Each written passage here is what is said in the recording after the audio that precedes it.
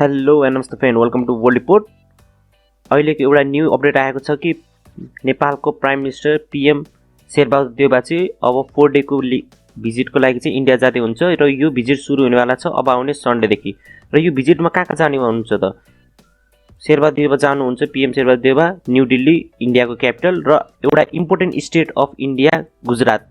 हल्ला थाहा छ कि थाहा छैन, तर जब नरेन्द्र मोदी पावरमा आए थिए 2014 में, त्योभन्दा अगाडि नरेन्द्र मोदी के थिए? सीएम थिए, चीफ मिनिस्टर अफ गुजरात।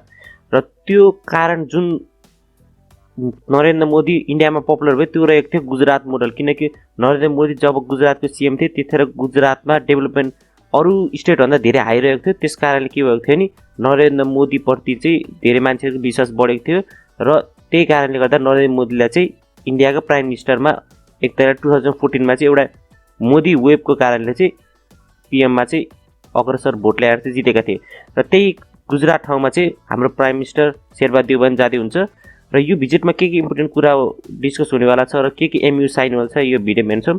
र यहाँदेखि देख्न सक्छ मेनी मेमोरेन्डम, जुन मेमोरेन्डम रहेको छ त्यो साइन हुन्छ दुईवटा कन्ट्री बिच, र त्यो धेरै एमयू साइन हुनेवाला छ। र यसमा चाहिँ मेन एउटा मेजर इस्यु रहेको छ, त्यो रहेको छ केमिकल फर्टिलाइजरको, किनकि नेपालमा केमिकल फर्टिलाइजरको सर्टेज रहेको छ र इन्डिया वान अफ द वर्ल्डको चाहिँ most chemical fertiliser exporter country रहेको छ। र जुन इन्डियाको केमिकल फर्टिलाइजर रहेको छ त्यसको मार्केटमा जुन रेपुटेसन रहेको छ त्यो पनि एक तरिकाले भन्न सक्छ राम्रै रहेको छ।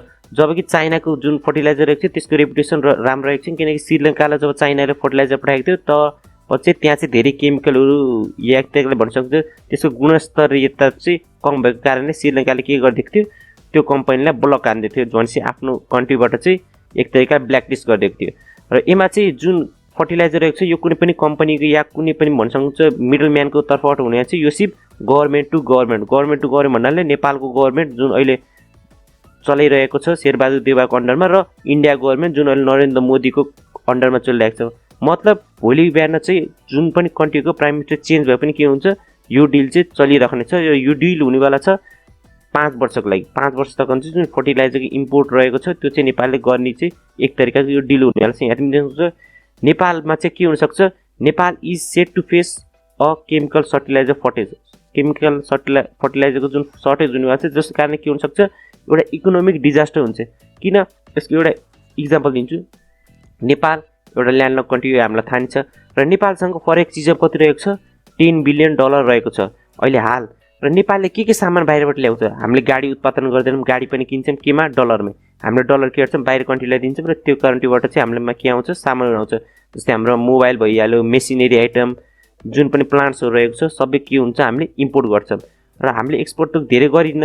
र अब चाहिँ के हुन्छ नि, जुन एग्रिकल्चर प्रोडक्टहरू रहेको छ यदि फर्टिलाइजर भएन भने जुन एग्रिकल्चर प्रोडक्टहरू जस्तै गहुँ, धान जो हामीले इम्पोर्ट अहिले गरिरहेको छौँ, तर फर्टिलाइजर कमी ल्याएर के हुन्छ, हामीले झन् धेरै इम्पोर्ट गर्नुपर्छ। त्यसै कारणले जुन हाम्रो फरेन रिजर्भ रहेको छ जुन $10 बिलियन रहेको छ त्यो अझै कम हुनसक्छ, जस कारणले चाहिँ नेपालमा चाहिँ के हुन्छ, हाम्रो करेन्सीको भ्यालु घट्न सक्छ र इन्फ्लेसन पनि बढ्न सक्छ। जुन प्राइसको जुन पनि प्रोडक्टहरूको प्राइस रहेको छ त्यो बढ्न सक्छ। एक तरिकाले यो इकोनोमिक डिजास्टर रहेको छ। फर इक्जाम्पल हामीले यसको इक्जाम्पल दिन सक्छौँ।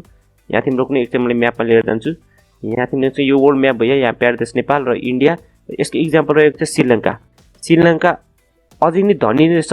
श्रीलङ्का जुन सार्क कन्ट्री, जुन साउथ एसियन रिजन रहेको छ त्यसमा चाहिँ one of the richest country रहेको छ। मालदिप्स पछि सेकेन्ड नम्बरमा श्रीलङ्का नै आउँछ। यहाँको जिडिपी पर क्यापिटै $10,000 रहेको छ। तर के छ, यहाँको जुन गभर्मेन्ट सरकार छ त्यससँग अहिले पैसा रहेको छैन, एक तरिकाले फरेन रिजर्भै छैन, र श्रीलङ्काको जुन करेन्सी रहेको छ त्यो पनि घटिदिएको छ। किनकि श्रीलङ्काले बाहिरबाट के गर्नुपर्छ, तेलहरू इम्पोर्ट गर्नुपर्छ। र श्रीलङ्काले एउटा गल्ती के गरेको थियो भनेपछि श्रीलङ्काले चाहिँ जुन त्यहाँको नयाँ प्रेसिडेन्ट त्यहाँ चुनिएको थियो तिनले के गर्यो भनेपछि श्रीलङ्कालाई चाहिँ एक तरिकाले एग्रिकल्चरमा चाहिँ नयाँ दिशा दिनको लागि एक तरिकाले युरिया बिनाकै खेती गर्ने, जुन भनिन्छ नि फर्टिलाइजर बिनाको खेती गरेर चाहिँ जुन आफ्नो प्रोडक्ट रहेको छ त्यसलाई चाहिँ महँगोमा बेच्ने एक तरिकाले इकोनोमिक नयाँ रिफर्म ल्याउनु खोज्यो। तर त्यसको अहिले के भएको छ, नेगेटिभ इम्प्याक्ट भएको छ, किनकि बिना युरिया या एक तरिकाले बिना केमिकल फर्टिलाइजरको जुन पनि प्रोडक्टहरू रहेको थियो एग्रिकल्चर प्रोडक्टको त्यसको उत्पादन कम भएको छ। र अहिले श्रीलङ्का बाहिरी कन्ट्रीमा निर्भर छ, इन्डिया चाइनामा निर्भर छ खाना इम्पोर्ट गर्नको लागि नि।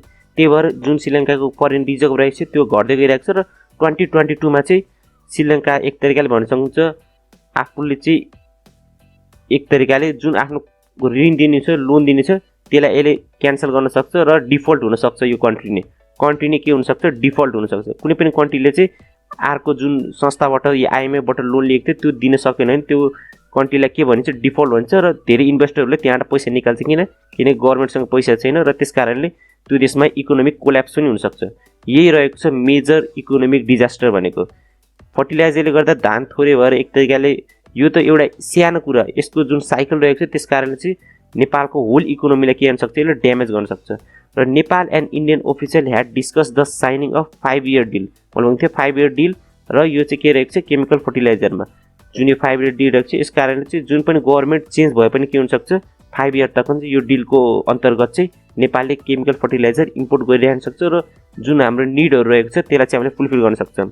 र यीमा चाहिँ नेपाल प्राइम मिनिस्टरसँग चाहिँ को जानेवाला छन्। नेपाल प्राइम मिनिस्टर शेरबहादुर देउवासँग चाहिँ 30 मेम्बर अफ डेलिगेसन जानेवाला छन् र यो चाहिँ कसले अहिले पुष्टि गरेको छ फरेन मिनिस्ट्री स्पोक पर्सन सेवा लाम्सालले चाहिँ यो पुष्टि गर्नु छ। र जुन यो चाहिँ एनाउन्समेन्ट रहेको छ यो दुईटै तर्फबाट आएको छ।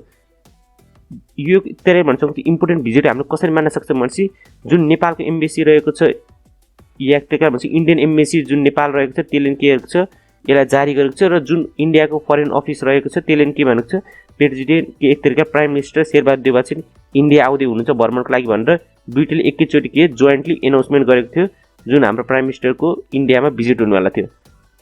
र यसमा चाहिँ एउटा मेजर कुरा हामीले कन्सर्न हामीले के मान्न सक्छौँ नेपालको प्राइम मिनिस्टर इन्डिया जाँदा चाहिँ जुन हाम्रो जुन सीमा अधिकरण भएको थियो त्यसको कुरा चाहिँ राखिन्छ किनकि यो हाम्रो लागि एक इम्पोर्टेन्ट मुद्दा रहेको छ र जुन नेसनल इन्ट्रेस्ट रहेको छ र एक तरिकाले जुन नेसनल पपुलेसनको ध्यान पनि रहेको थियो त्यो केमा रहेको छ लिम्पिया धुरा कालापानी र लिपुलेकमा। तर यसको चाहिँ होला एउटा अपडेट दिन्छु यो चाहिँ कुनै पनि तरिकाले डिस्कस हुनेवाला छ। No big breakthrough is expected on the political and security front like border dispute and other. जुन पनि बोर्डर डिस्प्युट रहेको छ जस्तो यो लिपुलेकको जस्तै सुस्ताहरूको त्यो पनि कुनै पनि चाहिँ डिस्कस हुनेवालाको चान्सेस चाहिँ एक तरिकाले 99% छैन, चान्सेस नै छैन भने हुन्छ। र यो कुनै पनि डेलिगेसन या एक तरिकाले कुनै पनि एमयुमा चाहिँ यसको कुनै पनि उल्लेख गरिएको छैन। त्यही भएर चाहिँ जुन हामीले बोर्डर डिस्प्युट रहेको छ त्यो चाहिँ हामीले चाहिँ अपडेट चाहिँ केही पनि पाउनेवाला छैनौँ यो भिजिटमा।